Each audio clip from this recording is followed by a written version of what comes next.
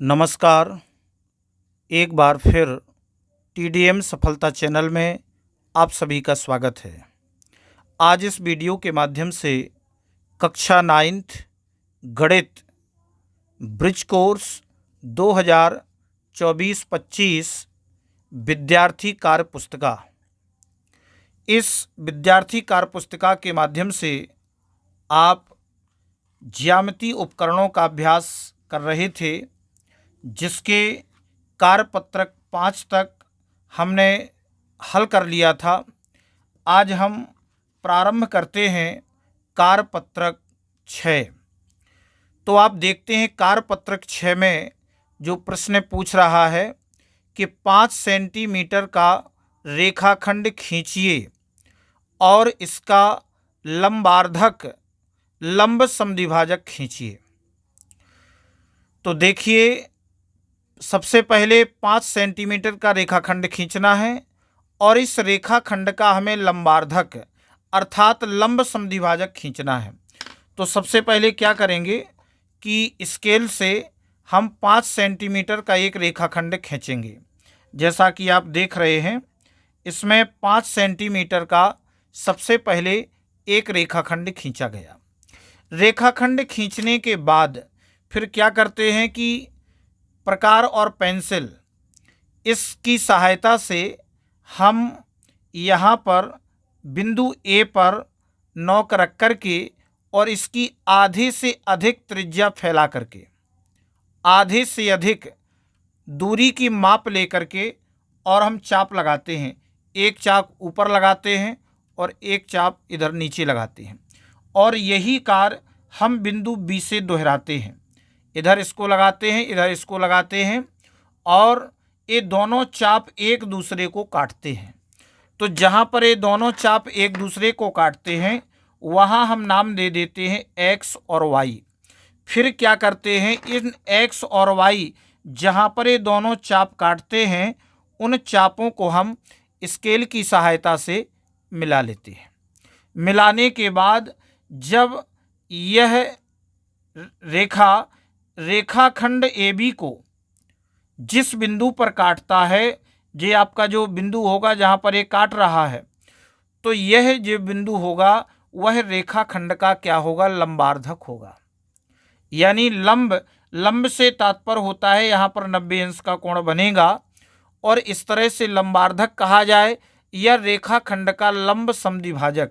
यानी हमने लंब और समद्विभाजक समान दो भागों में हमने इसे बांट दिया है। यानी कि इसका अर्थ ये होगा कि अगर हमने यहाँ पर बिंदु ओ नाम दे दिया, तो ए ओ की जो दूरी होगी वही दूरी बी ओ की होगी। यानी इन दोनों की जो दूरियां होंगी वह समान होंगी, इसीलिए रेखाखंड AB का लंब समद्विभाजक कहलाएगा। तो यहाँ पर आप अगर नाप के देखें, तो यहाँ पर आप देख रहे हैं कि इस बिंदु पर यह 2.5 आता है, और यहाँ से भी यहाँ पर 2.5 आता है। तो इसका अर्थ हो गया कि यह रेखाखंड AB का लंब समद्विभाजक खींचा गया है।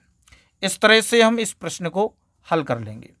आगे प्रश्न कहता है कि BQ का लंब समद्विभाजक, ध्यान देंगे, BQ का लंब समद्विभाजक खींचिए PQ का, और लंब समद्विभाजक पर कोई बिंदु M लेकर PM तथा QM को मिलाइए।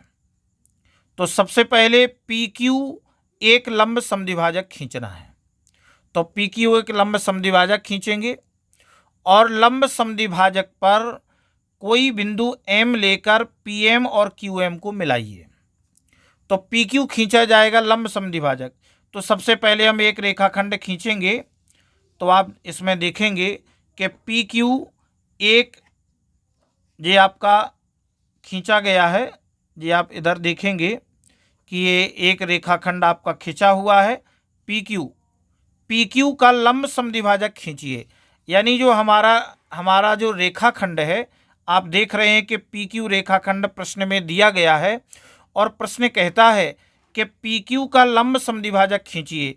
यानी जो हमारा रेखाखंड PQ है, इस PQ का हमें लंब समद्विभाजक खींचना है। तो लंब समद्विभाजक के लिए हमने आपको पहले भी बताया है कि यहाँ पर करते क्या है कि इस बिंदु पर रख कर के और हम इतना अंदाज़ा लगा लेते हैं कि आधे से अधिक दूरी की आप कोई भी त्रिज्या ले लीजिए, आधे से अधिक होना चाहिए, और एक चाप आपको ऊपर लगाना है, यानी इस तरह से आप एक चाप ऊपर इधर लगाएंगे और एक चाप नीचे भी लगाएंगे इस तरह से, और थोड़ा इस तरह से चाप एक आप नीचे लगा लेंगे, और यही चाप से आप बिंदु Q पर जब रखेंगे तो इस पहले वाले चाप को इधर ए काटेगा और इधर नीचे इसको जे काटेगा।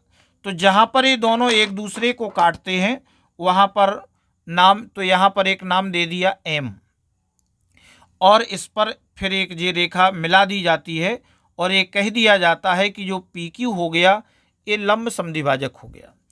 तो अब इसमें समद्विभाजक पर बिंदु M लेकर PM और QM को मिलाइए। तो यहाँ पर M लेकर के हमने PM और QM को मिलाया, तो मिलाने पर इनकी दूरियों को लिख दिया कि यह 5.2 सेंटीमीटर और यह भी 5.2 सेंटीमीटर।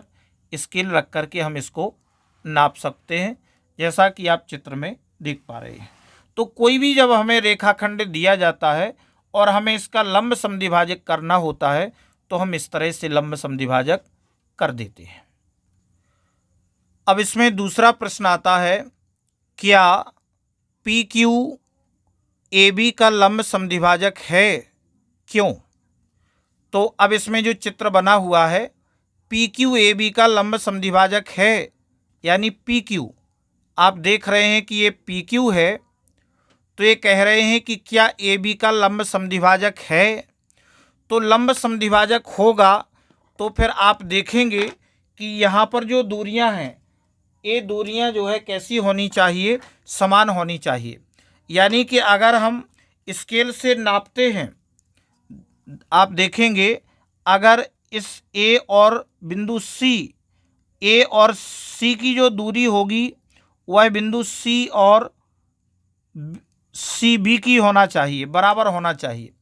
तो यहाँ पर ये दोनों दूरियाँ AC और BC दोनों बराबर आते हैं, तो हम कह सकते हैं कि AB का लंब समद्विभाजक PQ है, यानी PQ AB का लंब समद्विभाजक है। तो नीचे हमसे क्या कहा गया है कि हाँ ऑब्लिक नहीं, तो हम बता देंगे कि PQ AB का लंब समद्विभाजक है हाँ। तो कारण क्या रहेगा? कारण यही है कि आपका AC बराबर है BC, यानी ये दोनों बराबर हैं, इसका मतलब है कि यह लंब समद्विभाजक है। अब आगे इसी में एक आकृति और बनी हुई है, और इस आकृति में हम देख रहे हैं कि यहाँ पर AC की दूरी BC के बराबर नहीं है, और जब ये बराबर नहीं है तो हम कह सकते हैं कि जो आपका PQ है वह AB का लंब समद्विभाजक नहीं है। तो इसमें आपका ये हो जाएगा हाँ ऑब्लिक नहीं, तो इसमें लिखा जाएगा नहीं, क्योंकि यह लंब समद्विभाजक नहीं है। और कारण क्या हो जाएगा कि AC बराबर नहीं है BC, यानी AC BC के बराबर नहीं है। इस तरह से हम इस आकृति का हल बता देंगे। अब हम कार्यपत्रक 7 को देखते हैं। तो 7 में पूछा गया है कि दिए गए कोणों के समद्विभाजक अर्थात अर्धक खींचिए। समद्विभाजक करिए या अर्धक खींचिए। तो यहाँ पर हमें कोण दिए गए हैं। पहला कोण है, और भी हमें आकृतियाँ दी गई हैं, तो हम एक आकृति से इसको समझ लेते हैं कि आखिर कोणों का अर्धक कैसे किया जाता है। तो सबसे पहले आपको करना क्या है कि बिंदु O पर प्रकार रखते हैं, और इसकी कोई माप नहीं है।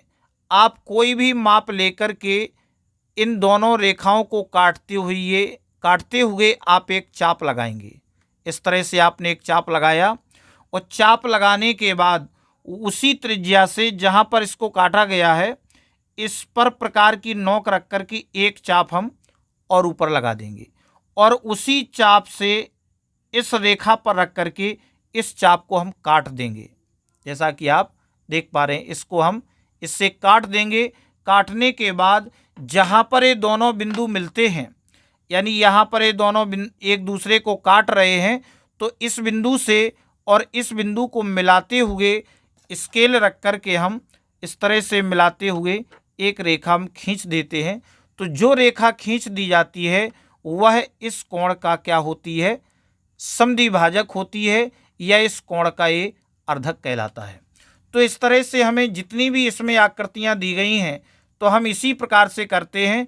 यहाँ पर प्रकार की नोक रख कर के और पेंसिल को कोई भी त्रिज्या लेकर के, छोटी या बड़ी कितनी भी आप फैला लें, आप सबसे पहले इस तरह से चाप लगाइए, फिर प्रकार को यहाँ रखिए और एक चाप ऊपर लगाइए और फिर यहाँ रख कर के इसको काट दीजिए। और जहाँ पर ये दोनों काटते हैं इस बिंदु से इस बिंदु को मिलाते हुए आप इस कोण का अर्धक खींच देंगे। इसी प्रकार से हमें इस तीसरी आकृति में भी आप यहाँ पर प्रकार को रख कर के और एक चाप इधर लगाएंगे। लगाने के बाद फिर यहाँ रख कर के एक चाप इधर लगाएं और यहाँ रख कर के इस चाप को काट दें। जहाँ पर ये काटते हैं इस बिंदु से हम मिलाते हुए इस कोण का अर्धक कर देते हैं। आगे कहा गया है दूसरे प्रश्न में कि कोण XOY बराबर 60 बनाइए और कोणार्धक खींचिए और कोणार्धक पर कोई बिंदु P अंकित कीजिए। तो सबसे पहले हमें कोण XOY 60 अंश बनाना है। तो आप देखेंगे कि सबसे पहले हम क्या करेंगे कि जो रेखा इसमें बनी हुई है OX रेखा बनी हुई है और हमें XOY बराबर 60 अंश बनाना है। तो हम क्या करेंगे कि 60 अंश बनाने के लिए हम यहाँ पर रख कर के इस तरह से चांदा रख कर के, और ये आप देख रहे होंगे इस तरह से रख कर के, और हम 60 अंश का एंगल बना लेंगे और इसको, इस बिंदु को हमने Y नाम दे दिया। तो ये आपका हो गया XOY और ये जो कोण होगा वह कितने अंश का होगा, ये आपका 60 अंश का होगा।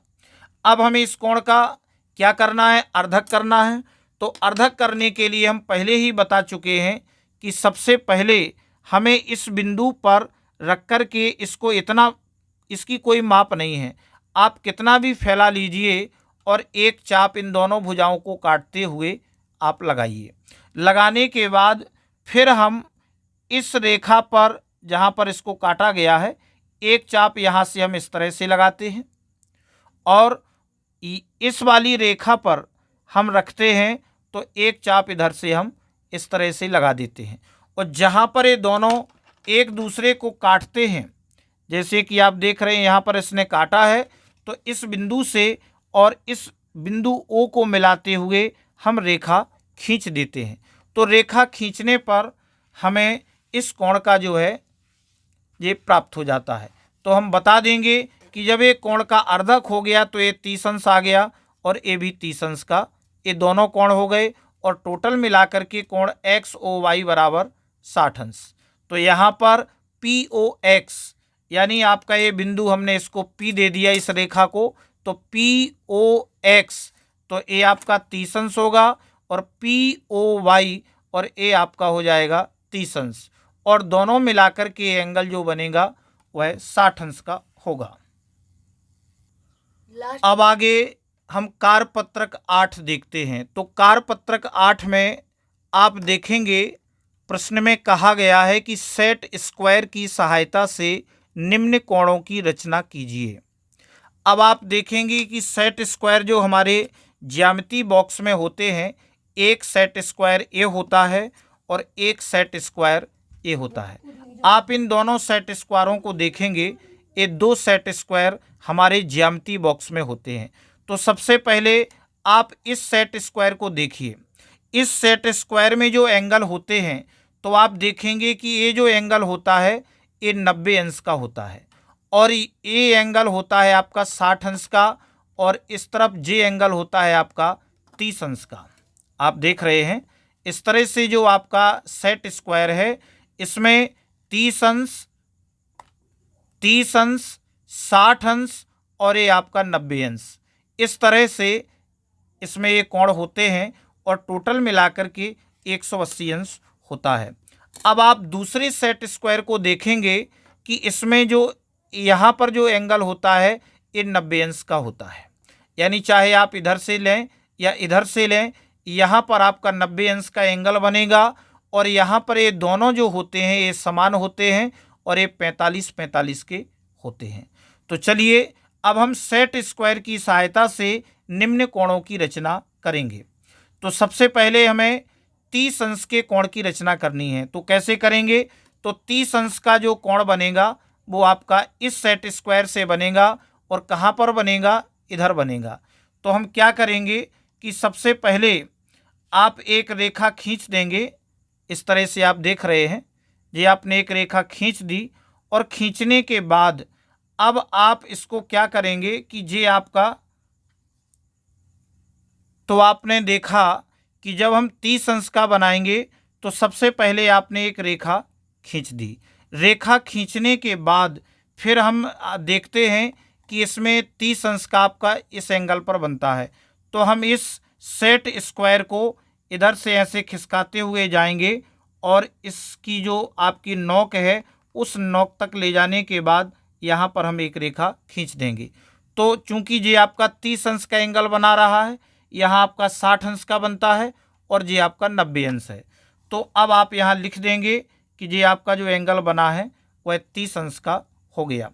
अब इसके बाद आप देखेंगे कि अब हमें बी नंबर में 45 अंश का कोण बनाना है। तो कैसे बनाएंगे? तो इसमें तो 45 अंश का बनता नहीं है, तो इसे हम नीचे रख कर के नीचे रख लेंगे और यहाँ पर 45 अंश का ये बना देंगे। अब हम दूसरे सेट स्क्वायर यानी जिसमें हमें 45 अंश का बनाना है, तो इसके लिए हम क्या करते हैं कि ये आपका इस तरह से आप इसको खिसकाएंगे और इसकी नोक तक ले जाएंगे। नोक तक ले जाने के बाद चूंकि ये आपका 45 अंश का एंगल है, तो आप इस तरह से ले जा करके और इसमें रेखा खींच देंगे तो ये आपका 45 अंश का बन जाएगा और ये काम आप सेट स्क्वायर की सहायता से कर रहे हैं। अब देखिए, अब आपको सी नंबर में 60 अंश का एंगल बनाना है। तो 60 अंश का आपका इस सेट स्क्वायर में बनेगा। तो आप इस वाले सेट स्क्वायर से आप एक रेखा खींच लेंगे और उसको स्थायी रखेंगे और ये जो आपकी नोक है यहाँ इधर तक ये आपका एंगल 60 अंश का बनेगा। तो आप इस तरह से इसको खिसकाते जाएंगे और इस रेखा पर यहाँ तक नोक तक लाएंगे और इस नोक से आप ये रेखा खींच देंगे तो यहाँ पर जो एंगल बनेगा वह 60 अंश का बनेगा। इसके बाद नंबर आता है 90 अंश का। तो 90 अंश के लिए क्या करते हैं, आप किसी भी सेट स्क्वायर से बना सकते हैं। जैसे मान लीजिए आपने एक सेट स्क्वायर से आपने ये नीचे की रेखा खींची और दूसरे सेट स्क्वायर के लिए आप इसको इस तरह से रखें, या तो आप इसको इस तरह से रखें और या फिर आप इसको इस तरह से भी रख सकते हैं। आप इस तरह से रख कर के और जहाँ पर इसकी जो प्रथम जो आपका बिंदु होगा उस बिंदु से आप इस तरह से रेखा खींच देंगे तो यहाँ पर हमें 90 अंश का कोण मिल जाएगा। इसके बाद अब आगे दूसरे प्रश्न में कहा गया है कि बिंदु P तथा Q पर लंब खींचिए। अब आप ध्यान देंगे कि बिंदु P और Q पर लंब खींचना है तो आप देखेंगे कि यहाँ पर जो रेखा L खिंची हुई है, इस रेखा L पर एक बिंदु P है, यानी रेखा पर एक बिंदु P है और इस बिंदु P से हमें क्या करना है, एक लंब खींचना है। तो लंब खींचने के लिए क्या करते हैं, हम प्रकार और पेंसिल की सहायता से सबसे पहले इस बिंदु P पर कोई भी त्रिज्या लेकर के आप कोई भी त्रिज्या ले लीजिए, इसकी कोई माप की आवश्यकता नहीं है और आप इस तरह से आप इसके दोनों रेखा के दोनों इसके चाप लगा देंगे। इस तरह से आप देख रहे हैं, इधर आप चाप इस तरह से लगा देंगे और लगाने के बाद फिर आप इसको नाम देंगे, जहां पर इस रेखा L को A और B बिंदु पर जो चाप काट रहा है तो आप इस A पर रख कर के आधे से अधिक दूरी की त्रिज्या लेंगे। आधे से अधिक, जैसा कि आप देख रहे हैं, आधे से अधिक यानी इसकी जो नोक है वो आधा इधर है और आधे से ज़्यादा लेकर के हमने एक चाप ऐसे ऊपर लगाया, फिर हमने इस बिंदु बी पर रखा, इस बिंदु बी से उसी चाप से हमने इसको काट दिया। तो जिस बिंदु पर यानी बिंदु सी पर इसने चाप को काटा है, तो इस बिंदु से हम इस बिंदु पी को मिला देंगे और एक रेखा खींच देंगे जो रेखा एल पर लंब होगी।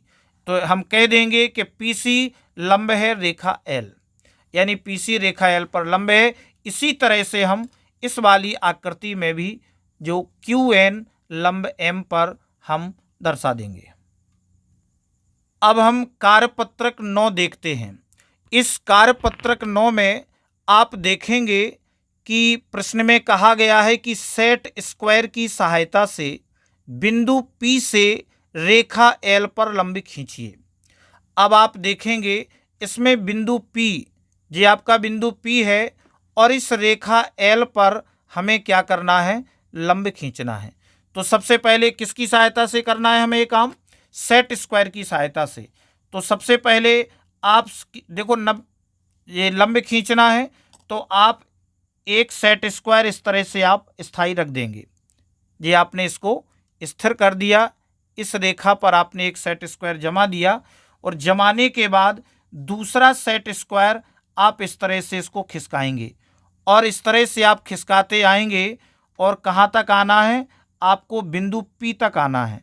जैसे ही आपका बिंदु P इससे आ जाए तो यहाँ पर हम ये एक रेखा खींच देंगे जो कि 90 अंश का कोण बनाएगी और यह रेखा L पर लंब होगा। तो आपका ये बिंदु P से रेखा L पर लंब इस तरह से हम खींच देंगे और यही काम हम नीचे वाली आकृति में भी करेंगे। यानी एक आप इस तरह से इस रेखा पर एक सेट स्क्वायर को इस तरह से लगा देंगे और लगाने के बाद दूसरे सेट स्क्वायर को आप इस तरह से लेते हुए जाएंगे और इस बिंदु से जहाँ पर यह बिंदु है उस बिंदु पर ला करके हम एक रेखा खींच देंगे और खींचने पर यह रेखा एल पर जो है यह लंब होगी। तो पी एन लंब एल। अब दूसरे प्रश्न में हमसे कहा गया है कि सेट स्क्वायर की सहायता से बिंदु P से जाती हुई L के समांतर रेखा खींचिए। अभी हमने बिंदु P से लंब खींचा है, अब हमें क्या करना है, सेट स्क्वायर की सहायता से बिंदु P से जाती हुई, जो आपका बिंदु P है, इससे जाती हुई हमें इस रेखा के समांतर रेखा खींचनी है। तो इस रेखा को हम कैसे खींचते हैं वो आप समझेंगे। सबसे पहले हम क्या करते हैं, तो सबसे पहले हम इस रेखा पर एक सेट स्क्वायर को जमा देते हैं। जैसा कि आप देख रहे हैं इस रेखा पर हमने सेट स्क्वायर को जमाया और दूसरा सेट स्क्वायर हमने इस तरह से रखा। अब हम पहले वाले सेट स्क्वायर जो हमने जमाया है, इस सेट स्क्वायर को दूसरे सेट स्क्वायर की सहायता से हम इसे आगे बढ़ाते जाते हैं। इस तरह से हम आगे बढ़ाते जाएंगे और ये तब तक बढ़ाते जाएंगे जब तक वह बिंदु P के नज़दीक नहीं पहुंच जाता है। जैसे ही बिंदु P के ऊपर जाता है तो हम यहाँ से एक रेखा इस तरह से खींच देते हैं। जैसा कि आप देख रहे हैं इस तरह से हमने खींची तो यह रेखा M बिंदु P से जाती हुई रेखा L के समानांतर है।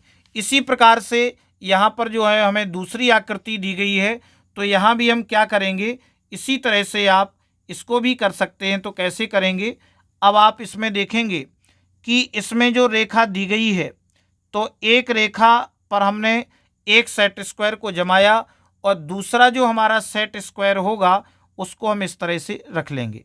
जैसा कि आप देख रहे हैं दूसरे को हमने इस तरह से जमाया। अब हम क्या करेंगे, इस जो स्थिर पहले से है रेखा पर, इस सेट स्क्वायर को हम धीरे धीरे खिसकाएंगे और तब तक खिसकाते जाएंगे जब तक वह बिंदु P तक नहीं पहुंच जाता है। जैसे ही यह बिंदु P तक जाता है तो हम यहाँ से एक रेखा खींच देते हैं जो रेखा P से होकर के जाती है और वह L के समानांतर होती है। तो हम कह देंगे कि रेखा N समांतर L और यहाँ भी रेखा M समांतर L। इस प्रकार से हम सेट स्क्वायर की सहायता से किसी भी बिंदु से जाती हुई रेखा के समांतर रेखा खींच सकते हैं। अब हम अंतिम कार्यपत्रक 10 में देखते हैं तो इस कार्यपत्रक में कहा गया है कि स्केल की सहायता से दो दो समान रेखा लंबाई के रेखाखंड खींचिए तथा डिवाइडर की सहायता से रेखाखंड की समानता की जांच कीजिए। तो वैसे भी ये प्रश्न थोड़ा डिस्टर्ब है, जैसे कि इसमें कहा गया है कि स्केल की सहायता से दो दो समान लंबाई के रेखाखंड खींचिए। जब हम दो दो समान लंबाई के रेखाखंड खींचेंगे तो फिर हमें नापने की आवश्यकता क्या है। तो चलिए प्रश्न के हिसाब से अब हम इसमें पहले नंबर में करते हैं।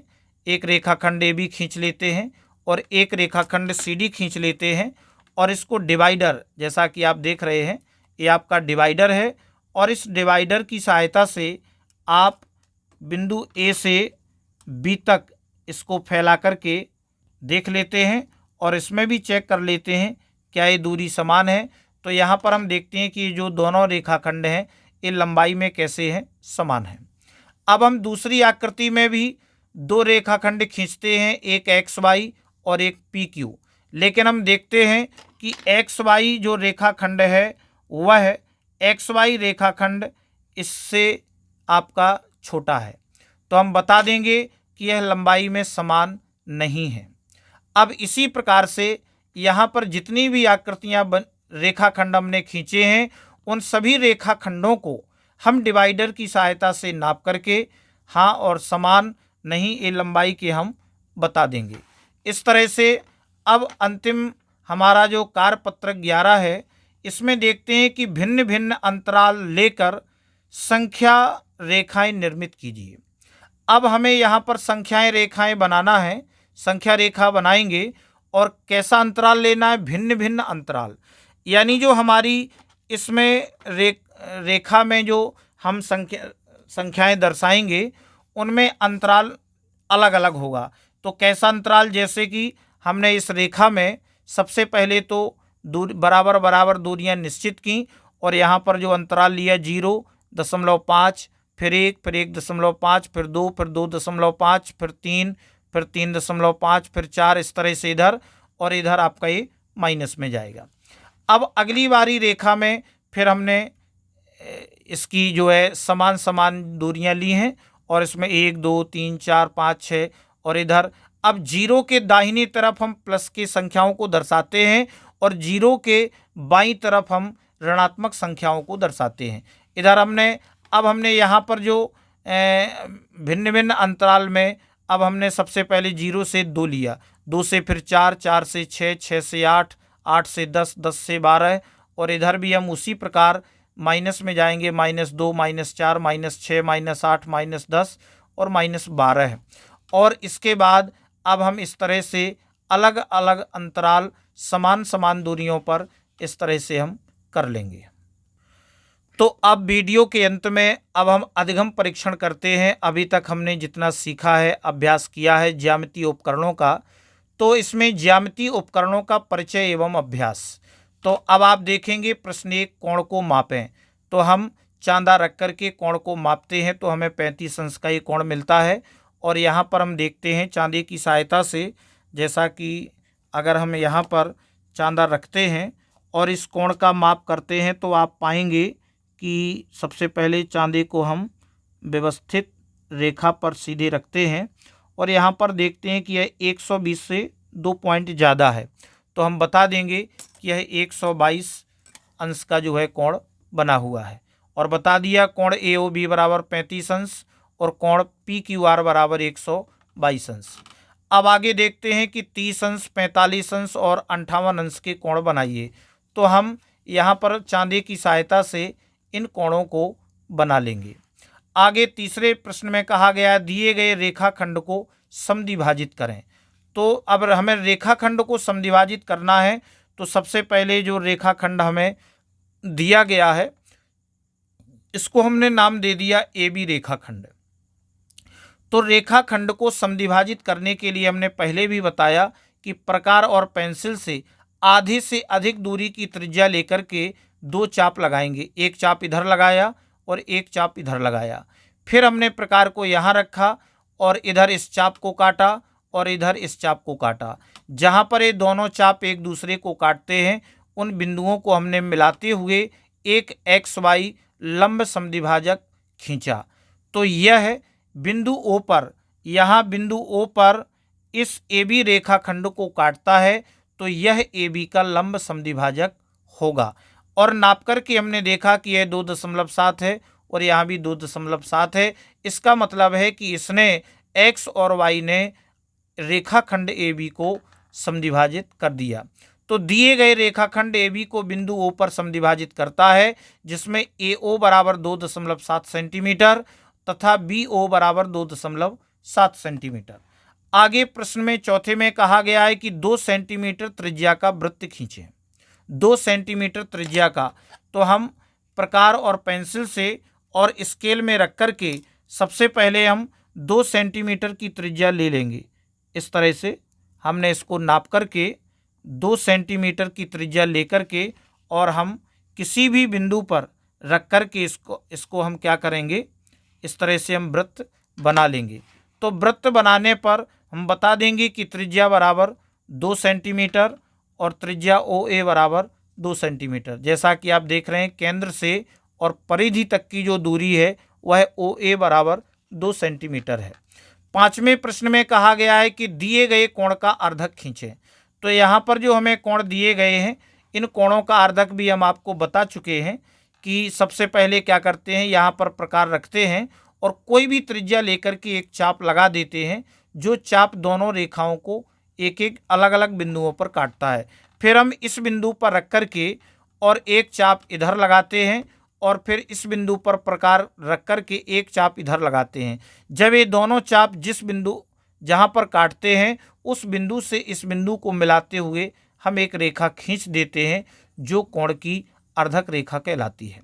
इस तरह से इस वीडियो में बस इतना ही। नेक्स्ट वीडियो में हम अगले बिंदु के टॉपिक को प्रारंभ करेंगे। और अगर आपको ये वीडियो अच्छा लगा हो तो इस वीडियो के लिए कमेंट शेयर अवश्य करें। धन्यवाद।